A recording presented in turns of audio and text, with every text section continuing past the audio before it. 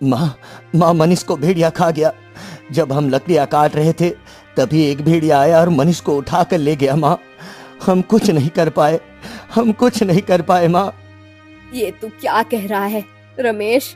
नहीं, ऐसा नहीं हो सकता। मेरा मनीष मेरा सबसे प्यारा बेटा। नहीं, भगवान तूने कैसे इसे ले लिया? मुझे ले चल। चलो भैया, अब घर चलते हैं, शाम होने वाली है। अब माँ ज्यादा देर तक इस दुनिया में नहीं रहेगी। रमेश, बिरजू, रोहन, कहाँ हो तुम सब? क्यों कोई मुझे आवाज नहीं दे रहा? क्या मैं अकेली रह गई? क्या सच में मेरा मनीष चला गया? हे भगवान, मैं अब क्या करूं?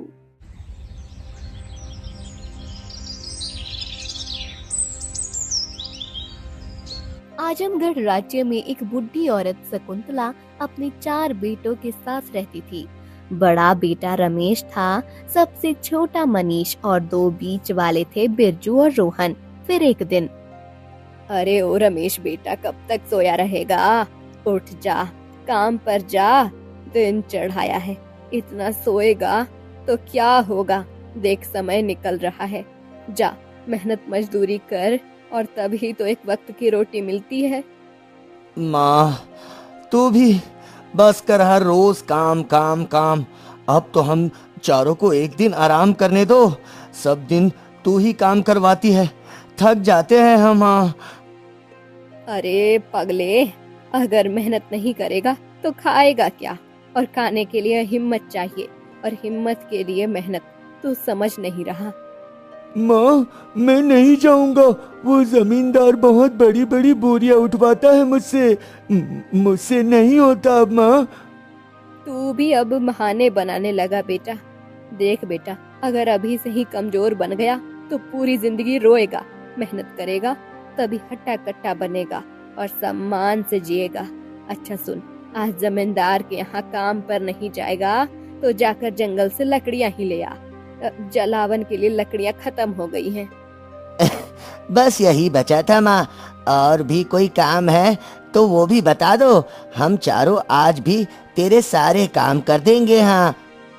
उसी वक्त पड़ोस से हेमलता नाम की एक औरत आती है और आवाज लगाती है,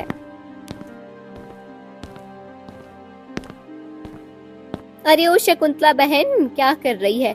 तो इन चारों से बचपन से काम करवाती आई है। एक दिन तो आराम करने दे, बेचारे थक जाते होंगे।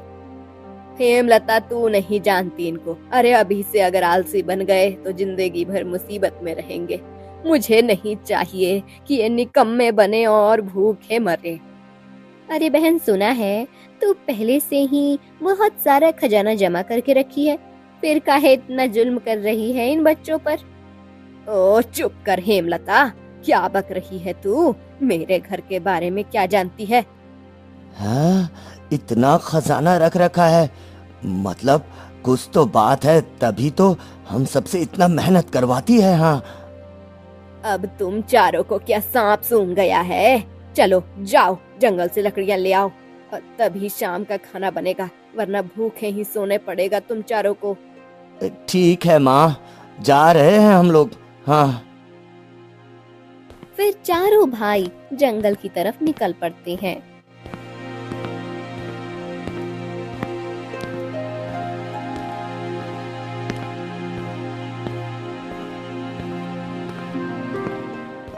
सुना तुम लोगों ने?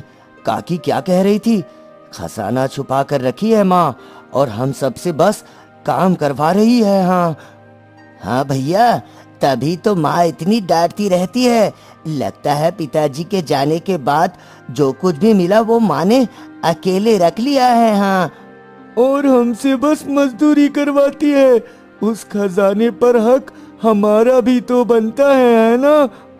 भैया, अगर वो हम सबसे प्यार करती तो क्या गधे की तरह हमसे काम करवाती, वो भी भूखा रखकर? मेरे पास एक उपाय है। अगर माँ को ही रास्ते से हटा दिया जाए तो सारा खजाना हमारा हो जाएगा। हाँ। अरे पागल है क्या? हम माँ को कैसे हटा देंगे? उसने हमें जन्म दिया है, हम ये कैसे सोच सकते हैं? छी। भैया, वो अपने बच्चों को भूखा नहीं सुलाती, उनके सर पर प्यार से हाथ रखती है। ये तो हमें नौकर समझती है और हमसे बात भी छुपाती है। खजाने वाली बात भला कौन माँ अपने बच्चों से छिपाती है? आखिर एक न एक दिन तो वो खजाना हमारा ही होगा ना। माँ को ये नहीं छुपाना चाहिए था ना। हाँ, तेरी बात में दम है। माँ कुछ तो छुपा रही है, तभी तो हमें कभी साफ जवाब नहीं देती। हाँ। चारों भाई बातें करते करते घने जंगल की ओर बढ़ते हैं। तभी एक बुढ़ा व्यक्ति सामने आ जाता है। अरे रुको, कहाँ जा रहे हो? इस जंगल में मत जाओ। ये जंगल रात होते ही इंसानों का खून पीता है। एक बार अंदर गए तो वापिस आना मुश्किल हो जाएगा। अरे क्या कह रहे हो दादाजी? ऐसा क्या है इस जंगल में? हाँ, ये जंगल माया से भरा है। रात को ये जंगल जग जाता है और शिकार करने निकलता है। जो कोई भी रात के समय इस जंगल में फंस गया वो कभी वापस नहीं आता है। इसलिए तुम चारों यहाँ से चले जाना शाम होने से पहले। हाँ ठीक है दादाजी, हम सब चले जाएंगे। ये बताने के लिए आपका बहुत बहुत धन्यवाद। फिर बुढ़ा व्यक्ति वहाँ से चला जाता है।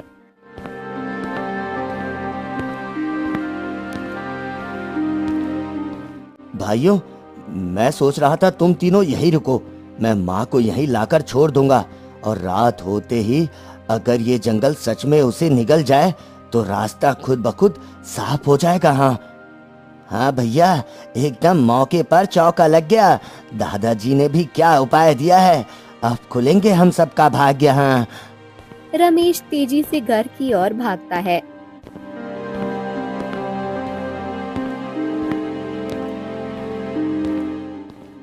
अरे रमेश, कितनी देरी हो गई? कहाँ रह गए तुम चारों? और तू लकड़ियाँ भी नहीं लाया? क्या कर रहे थे तुम सब वहाँ? माँ मनीष को भेड़िया खा गया। जब हम लकड़ियाँ काट रहे थे तभी एक भेड़िया आया और मनीष को उठा कर ले गया। माँ, हम कुछ नहीं कर पाए, हम कुछ नहीं कर पाए माँ। ये तू क्या कह रहा है रमेश? नहीं, ऐसा नहीं हो सकता। मेरा मनीष मेरा सबसे प्यारा बेटा। नहीं, भगवान, तूने कैसे इसे ले लिया? मुझे ले चल, मुझे अभी जंगल ले चल। मैं अपने बेटे को देखना चाहती हूँ। ठीक है माँ, चलो जल्दी जल्दी चलो माँ। मैं तुझे वही ले चलता हूँ जहाँ ये सब हुआ। चलो माँ। रमेश और शकुंतला भागते हुए जंगल की ओर बढ़ती है। वहीं दूसरी ओर राजकुमारी सैनिक के साथ टहल रही होती है। हाथ में एक सुंदर पिंजरा होता है जिसमें उसका प्यारा तोता टोनी बैठा होता है। देखो कितना सुंदर जंगल है। ये देखने में कितना खूबसूरत है। ये देखने में जितना खूबसूरत है उतना ही शांति देने वाला लगता है। यहाँ के फूल कितने प्यारे हैं, जैसे किसी दूसरी दुनिया में आ गए हों। राजकुमारी, कृपया अब महल लौट चलिए। ये जंगल बाहर से जितना सुंदर दिखता है भीतर से उतना ही खतरनाक है। ये माया का जंगल है और रात होते ही यहाँ कुछ अजीब होने लगता है। हाँ ठीक है, मैं चलती हूँ। पहले अपने टोनी को अच्छे से संभाल लूं। चलो टोनी, अब हम वापस महल चलें। हमारे पिताजी हमारा इंतजार कर रहे होंगे। तभी टोनी अचानक उड़कर पिंजरे से निकल जाता है और घने जंगल में खो जाता है। नहीं टोनी नहीं, रुको मत। ये क्या कर दिया तुमने? ऐसे कहाँ चले गए टोनी? वापस आ जाओ। राजकुमारी, कृपया कर उसे भूल जाइए और महल लौट चलिए, नहीं तो महाराज चिंता में पड़ जाएंगे। हाँ नहीं, मैं अपने टोनी को छोड़कर नहीं जा सकती। वो मेरा सबसे प्यारा साथी है। मैं उसे ढूंढ कर ही रहूंगी। राजकुमारी अकेली टोनी को खोजते हुए जंगल में चली जाती है। उधर रमेश शकुंतला को जंगल में लाकर रुकता है। माँ, वो जो जगह है उधर जहाँ मनीष था, तू उधर बैठ जा। मैं उधर जाकर देखता हूँ, शायद कुछ दिख जाए। हाँ मनीष, मनीष बेटा कहाँ हो? देखो तुम्हारी माँ आई है। आ जाओ बेटा, मुझे इस तरह अकेले छोड़कर नहीं जा सकते हो, बेटा आ जाओ।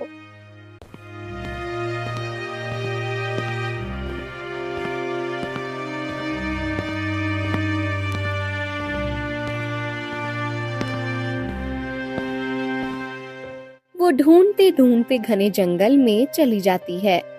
हे भगवान, मैं ये कहाँ आ गई? रमेश बेटा, कहाँ हो तुम? बिरजू, रोहन, कोई कुछ बोल क्यों नहीं रहा?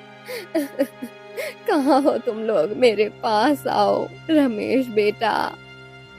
उधर चारों भाई एक झाड़ी के पीछे छिपे होते हैं। अब मजा आएगा।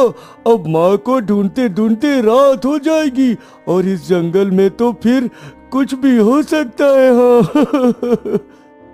चलो भैया, अब घर चलते हैं, शाम होने वाली है। अब माँ ज्यादा देर तक इस दुनिया में नहीं रहेगी। हम सबको अब वो खजाना मिल जाएगा। हाँ हाँ, अब तो बस वही खजाना ढूंढना है जो माँ ने हमसे छुपा कर रखा था। हाँ अच्छा ठीक है, चलो चलो चलते हैं। वे चारों खुशी से घर लौट जाते हैं।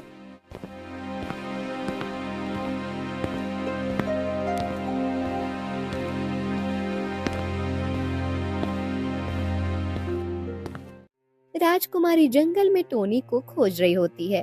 तभी दूर एक पेड़ के नीचे शकुंतला बैठी होती है। वो रो रही होती है। रमेश, बिरजू, रोहन, कहाँ हो तुम सब? क्यों कोई मुझे आवाज नहीं दे रहा? क्या मैं अकेली रह गई? क्या सच में मेरा मनीष चला गया?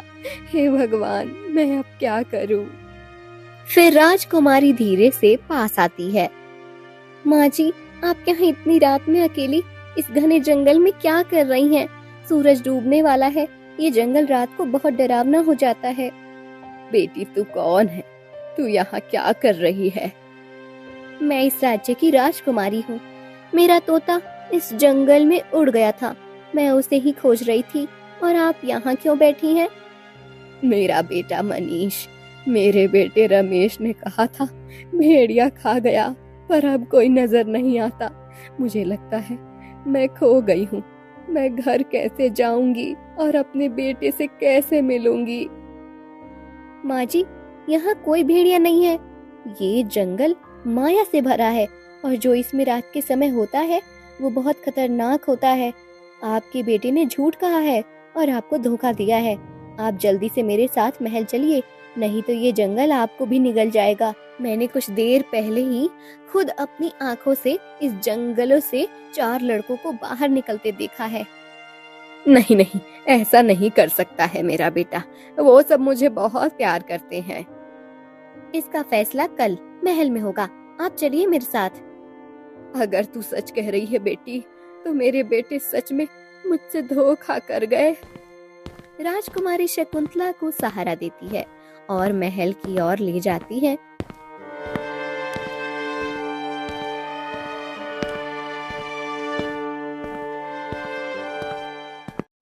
उधर चारों भाई घर पर बैठकर खुशियां मना रहे होते हैं। अब तो माँ गई, अब मजा ही मजा। अब कोई रोकने टोकने वाला नहीं।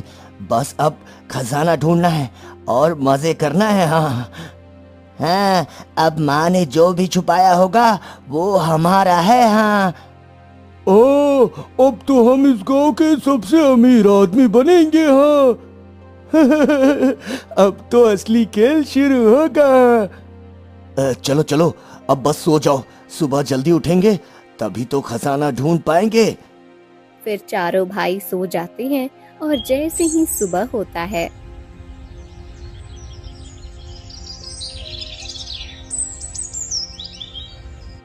भैया भैया, चलो ना, अब खजाना ढूंढते हैं। माँ ने जरूर यहीं कहीं छुपा रखा होगा। हो सकता है घर के आंगन में या किसी दीवार में या मिट्टी में दबा कर रखा होगा। चलो ना भैया, अब हम सब मिलकर पूरा घर छान मारते हैं। ठीक है, चलो चारों भाई 4 कोना पकड़कर ढूंढते हैं। हाँ चारों भाई घर में खोजबीन शुरू कर देते हैं। तभी हेमलता बाहर से आती है और आंगन में खड़ी हो जाती है।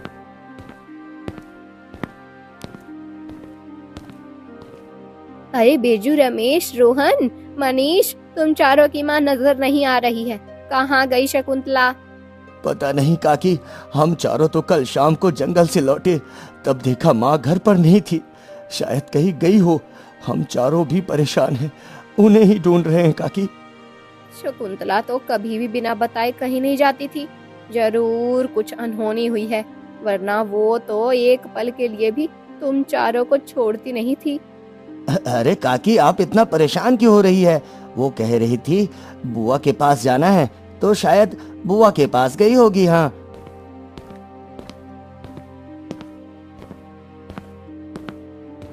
फिर हेमलता वहां से चली जाती है। तभी एक सैनिक और दरवाजे पर आवाज लगाता है।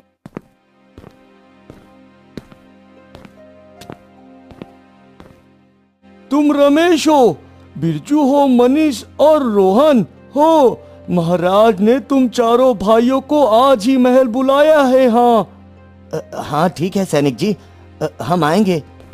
सैनिक चला जाता है। रमेश चारों भाइयों को पास बुलाता है। अरे लगता है महाराज को हम पर शक हो गया है, तभी तो इतने दिनों बाद अचानक बुलावा आया है। भैया, लगता है किसी को सब कुछ पता चल गया होगा। माँ को जानबूझकर जंगल में छोड़ने की बात अब शायद किसी ने देख लिया होगा। मुझे नहीं जाना भैया, मुझे नहीं जाना।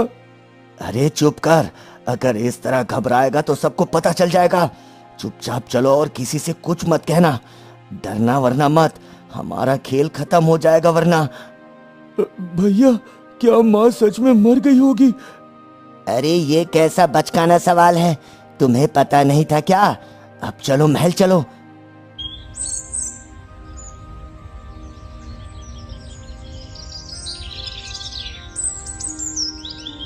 चारों भाई तैयार होकर महल पहुंचते हैं। तो तुम हो रमेश, बिरजू, रोहन और मनीष? चारों भाई एक साथ सिर झुकाते हैं। तुम्हारी माँ शकुंतला ने वर्षों पहले हमारे महल में एक खजाना जमा करवाया था और लिखा था कि वो खजाना उसके चारों बेटे को ही देना। आज वो नहीं रही। सुनने में आया है कि वो अब इस दुनिया में नहीं रही है, इसलिए वो सारा खजाना अब तुम चारों का है। हाँ महाराज, माँ तो कह रही थी कि उन्होंने खजाना कहीं रखा है। हाँ, खजाना मेरे पास ही है। तुम चारों बैठो, मैं तुम चारों को अभी खजाना देता हूँ। चारों भाई खुशी से झूमने लगते हैं। तभी राजकुमारी महल में प्रवेश करती है। उसके साथ शकुंतला भी होती है, जो अब थोड़ा थकी और बुझी हुई दिखाई दे रही होती है। तो ये रहा तुम्हारी माँ, तुम चारों भाइयों का खजाना। तो कैसा लगा खजाना? पर ये कैसे हो सकता है? माँ तुम ठीक हो ना माँ? राजकुमारी, तुम अपने मुंह से सारा सच कहोगी तो अच्छा रहेगा। हाँ पिताजी, क्यों नहीं। ये जीवित है और इनकी जान बची है क्योंकि मैं सही समय पर जंगल में पहुंची थी।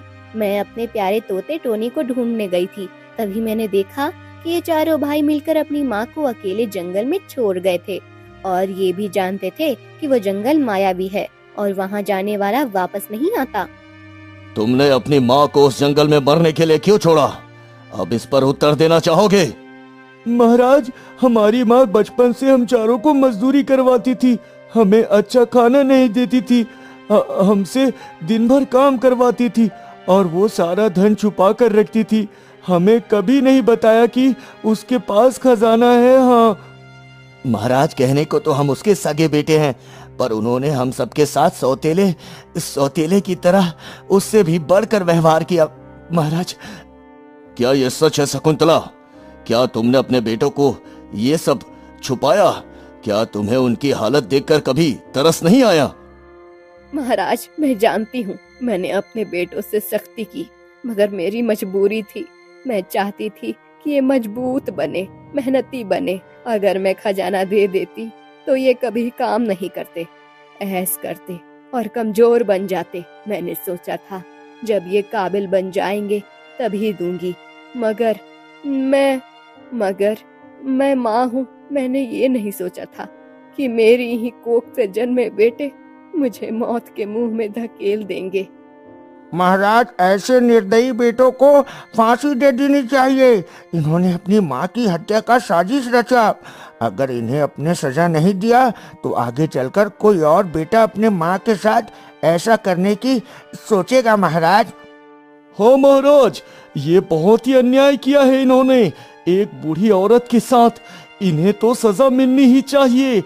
आप इसे कड़ी से कड़ी सजा दीजिए महाराज, ताकि ये सजा देखकर आगे कोई बेटा अपनी माँ के साथ ऐसा करने से पहले 100 बार सोचेगा। आप इन चारों को फांसी दे दो महाराज। तभी शकुंतला हाथ उठाकर बोलती है, नहीं, मेरे बेटे को सजा मत दो महाराज। मैं जानती हूँ ये लालच में अंधे हो गए थे, मगर फिर भी ये मेरे बेटे हैं। एक माँ अपने बच्चों की मौत का आदेश नहीं दे सकती। आज मैं अपना सारा खजाना इन चारों को देती हूँ, मगर इसके साथ ही मैं एक वचन भी देती हूँ कि आज के बाद मैं इनके साथ नहीं रहूंगी। माँ, हमसे बहुत बड़ी गलती हो गई, हमें माफ कर दो। हमसे बहुत बड़ी गलती हो गई माँ, लालच ने हमारी आंखें बंद कर दी थी माँ, हमें माफ कर दो। मैं तेरा सबसे छोटा बेटा हूं ना माँ, मुझे माफ कर दे। मैं अब ऐसा नहीं करूंगा और हमारे साथ घर चल, तुम्हें बहुत प्यार करेंगे माँ, फिर कभी ऐसा करने का सोचेंगे नहीं माँ। हाँ माँ, मुझे भी माफ कर दे। हम सब अंधे हो गए थे लालच में माँ, हमें माफ कर दे। अरे बस करो तुम सब अपनी ये नौटंकी। जो विश्वास एक बार टूट जाता है वो कभी दोबारा नहीं हो पाता है, समझे तुम चारों? मैं तुम्हें माफ करती हूँ, मगर अब मेरा रास्ता अलग है। तुम लोग अपना जीवन जियो और उस खजाने से कुछ अच्छा करो। देखो, एक माँ का दिल कितना निर्मल होता है। तुमने इसे मौत के घाट उतारने की कोशिश की, लेकिन फिर भी ये तुम चारों को माफ कर रही है। ये होती है माँ। अब खजाना लो और निकल जाओ मेरे दरबार से। छी छी छी भगवान, तुम्हारे जैसे औलाद किसी को ना दे। जो 4 होते हुए भी अपने माँ को मारने चले थे हम, ऐसा औलाद किसी को ना दे भगवान।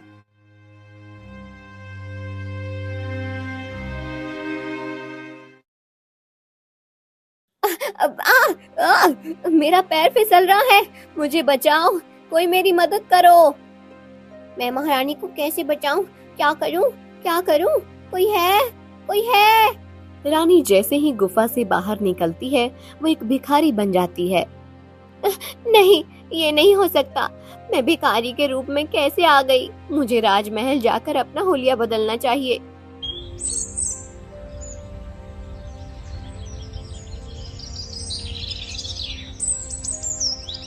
एक समय की बात है, कुंतल राज्य में महाराणा प्रताप नाम के एक राजा रहते थे। राजा की अनामिका नाम की एक पत्नी थी जो बहुत ही घमंडी थी। महारानी, मैं सोच रहा था कि इस त्योहार को मैं गरीबों को कुछ उपहार भेज दूं। इसमें आपकी क्या राय है? महाराज, आप उन गरीबों को मुंह मत लगाइए। गरीबों को उनकी जगह पर रखा जाता है, उन्हें सर पर नहीं बैठाया जाता। महारानी, आप ये कैसी बातें कर रही हैं? ये गरीब लोग हमारे ही राज्य के हैं, इनकी मदद करना हमारा कर्तव्य बनता है। मुझे जो कहना था मैंने कह दिया, बाकी आपको जो करना है करिए। मैं बाहर सैर पर जा रही हूँ। इतना कहकर रानी सैर के लिए निकल जाती है। महारानी की ऐसी सोच से मैं तंग आ चुका हूँ। क्या महारानी की सोच कभी नहीं बदलेगी? महाराज, आप चिंता मत कीजिए, समय सबको सब कुछ सिखा देता है महाराज। इधर रानी घोड़े पर सवार होकर सैर कर रही होती है। मेरा बस चले तो मैं इस राज्य में एक भी गरीब ना रहने दूं। महाराज को ना जाने क्यों गरीबों से हमदर्दी का भूत चढ़ा रहता है। महारानी कितनी घमंडी है। ऊपर वाले ने अगर इन्हें आसमान से जमीन पर ला दिया तो इनका सारा घमंड चकनाचूर हो जाएगा। लता, तू किस सोच में पड़ गई? चल, मुझे घोड़े से नीचे उतार। जी महारानी। रानी घोड़े से उतरकर अब झील के पास जाती है।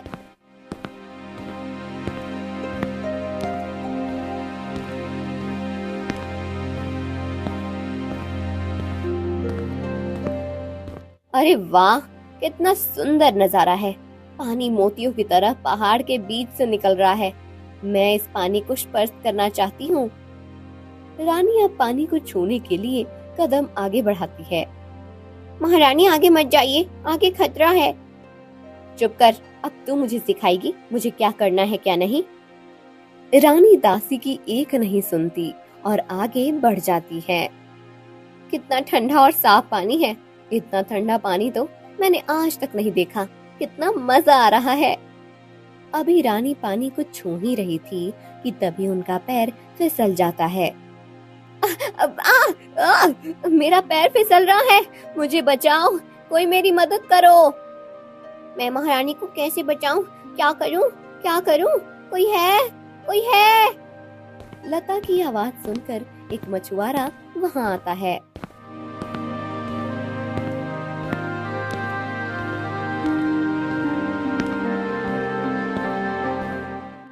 क्या हुआ लड़की, तुम चिल्ला क्यों रही हो? महारानी पानी में डूब रही हैं, उन्हें बचा लो, हमारी मदद करो। तुम चिंता मत करो, मैं अभी उन्हें बचाता हूँ। हाँ, महारानी इसे पकड़ लीजिए और बाहर आ जाइए। महारानी आप ठीक है ना? आपको कुछ हुआ तो नहीं? मैं ठीक हूँ, मुझे महल जाना है, चलो मेरे साथ। इतना कहकर रानी महल चली जाती है। अरे महारानी कितनी घमंडी है, धन्यवाद बोलना तो दूर मेरी तरफ देखा तक नहीं। चलो मुझे क्या करना है। हाँ,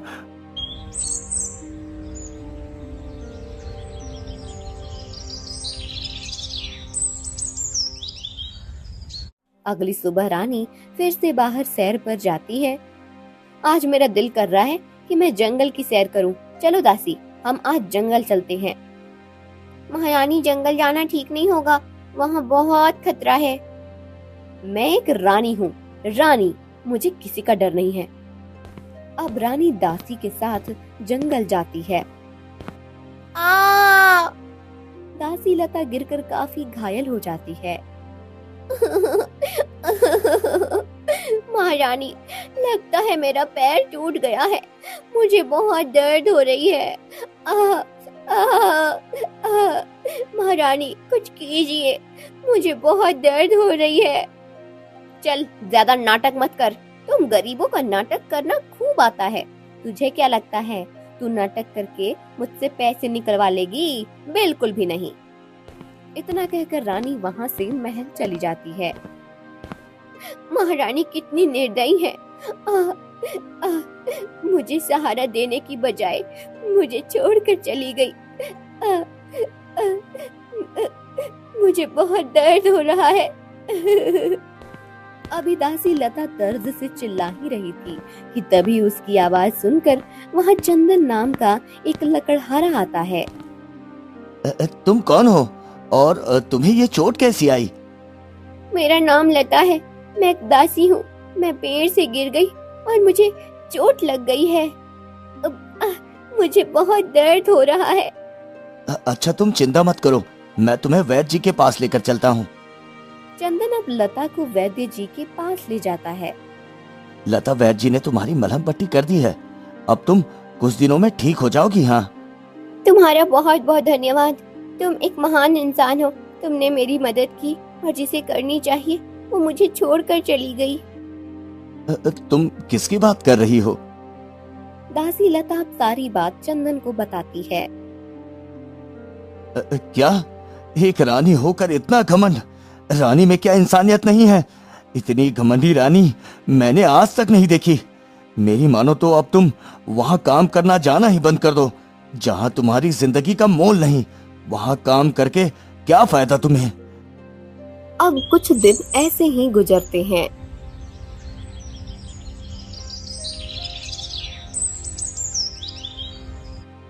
अब जाकर मेरा मन शांत हुआ।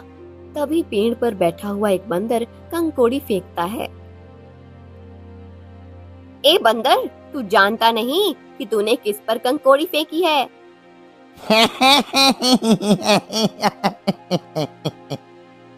रानी के मना करने पर भी बंदर बार बार कंकोड़ी मारता है। अब मैं तुझे नहीं छोड़ूंगी। इतना कहकर रानी बंदर को दौड़ा लेती है। बंदर तेजी से भागता है और एक गुफा में जाकर छुप जाता है। कहाँ गया? इसे तो मैं आज छोड़ूंगी नहीं। इसे पता नहीं है कि इसने किसका अपमान किया है। रानी अब गुफा के अंदर जाती है जहाँ बहुत अंधेरा रहता है। लगता है ये उसी की परछाई है, अभी बताती हूँ इसे। इतना कहकर रानी एक बड़ा सा पत्थर लेकर साधु संत को मार देती है।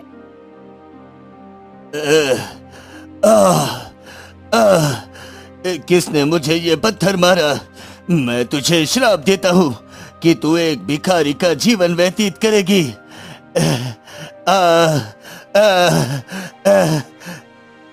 इतना कहकर साधु संत मर जाते हैं।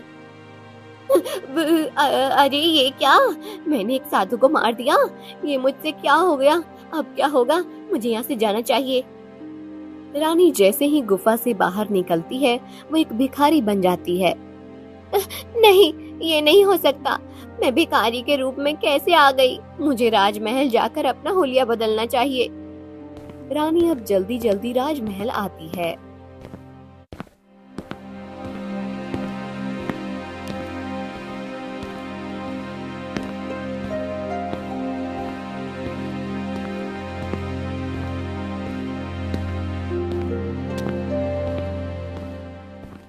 भिखारन, अंदर कहाँ चली जा रही है? हाँ, चल जाओ यहाँ से। द्वारपाल, क्या तुम्हारा दिमाग खराब हो गया है? मैं रानी अवंतिका हूँ। हाँ, तू रानी अवंतिका है और मैं राजा महाराणा प्रताप। चल जा यहाँ से, आई बड़ी। हाँ। क्या हुआ द्वारपाल? द्वारपाल सारी बात राजा को बताता है। महाराज, मैं हूँ अवंतिका। अरे ये तुम क्या बात कर रही हो? हमारी महारानी और तुम हो ही नहीं सकता। चली जाओ यहाँ से, इससे पहले कि मैं तुम्हें काल कोठरी में डलवा दूं। चली जाओ। राजा के डांटने पर रानी रोते हुए वहाँ से चली जाती है। चलते चलते रानी जंगल जा पहुँचती है।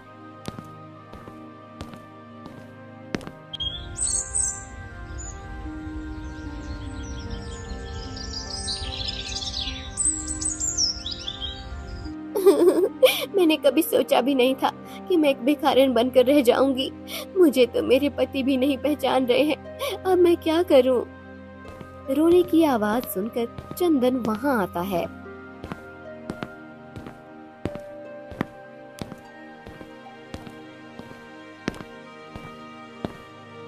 अरे तुम कौन हो और यहाँ बैठकर क्यों रो रही हो? तुम जाओ यहाँ से, मुझे किसी की जरूरत नहीं है। देखो, गुस्से से काम मत लो। गुस्से में लिए गए फैसले हमेशा गलत होते हैं। ठंडे दिमाग से मुझे बताओ, क्यों रो रही हो? रानी अब सारी बात चंदन को बताती है।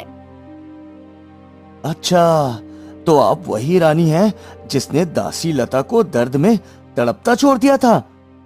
आज मुझे अपने किए का ही फल मिला है। लगता है अब सारा जीवन मुझे ऐसे ही भिखारन बनकर बिताना पड़ेगा। अरे अरे रानी, रोइए मत। ऊपर वाले ने चाहा तो सब ठीक हो जाएगा। महारानी, रात होने वाली है, आपको किसी सुरक्षित जगह पर चले जाना चाहिए। मैं कहाँ जाऊं? मेरे पास तो कोई घर भी नहीं है।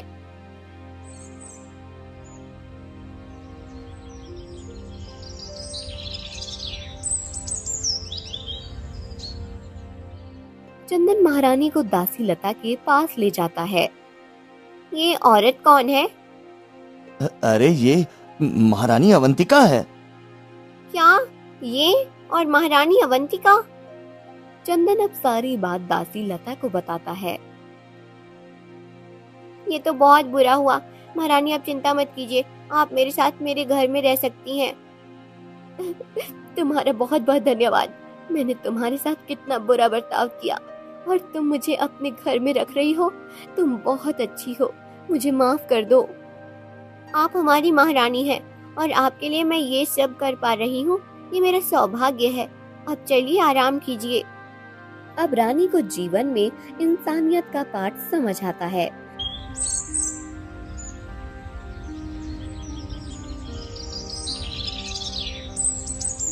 कुछ दिन गुजरते हैं और राजा रानी की खोज करने लगते हैं। मंत्री जी, महारानी का कुछ पता चला? पता नहीं वो कहाँ चली गई, ना जाने वो कैसी होगी, कहाँ होगी। नहीं महाराज, अभी तक कुछ पता नहीं चला महाराज। राजा की परेशानी देखकर दासी लता से रहा नहीं जाता। महाराज, महारानी मेरे घर में रह रही है। दासी अब सारी बात राजा को बताती है। क्या महारानी को श्राप मिला है? मैं अपनी पत्नी को कैसे नहीं पहचान पाया। मंत्री जी, महारानी को लेकर आइए अभी। जैसी आपकी आज्ञा महाराज।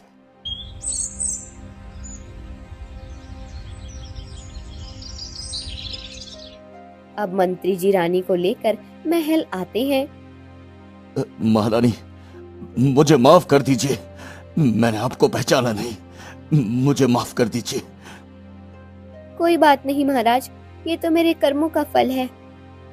नहीं महारानी, आपको श्राप मुक्त करवाने का कोई रास्ता जरूर होगा। मंत्री जी, रथ तैयार करवाइए, हम संत बाबा के पास जाएंगे।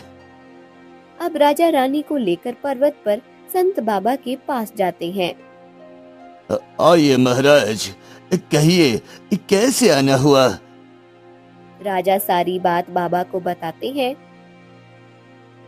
महाराज, ये श्राप तभी उतरेगी जब महारानी को सीख मिल जाएगी। हाँ बाबा जी, आपने ठीक कहा, मुझे सीख मिल गई है। मैं समझ गई हूँ कि अमीर और गरीब का मोल नहीं होता, बल्कि इंसानियत का असली मोल होता है। ये लीजिए गंगा जल, इसे पी लीजिए। रानी जैसे ही गंगा जल पीती है, वो अपने असली रूप में वापस आ जाती है। हाँ, अरे मैं अपने असली रूप में आ गई। बाबा जी, आपका बहुत बहुत धन्यवाद।